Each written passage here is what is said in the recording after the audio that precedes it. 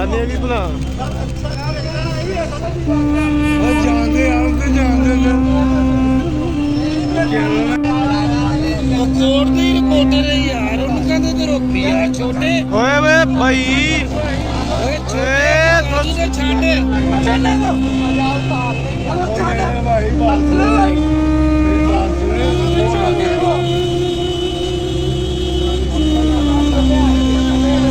ਓਏ ਯਾਰ ਕੀ ਹੋ ਗਿਆ ਸਾਹਿਬ ਉਹ ਵੀ ਅਫਸਰ ਕੀ ਕਰਨ ਨੇ ਤੂੰ ਬੱਚਿਆਂ ਦੀ ਗੱਲ ਕਰਨ ਨੇ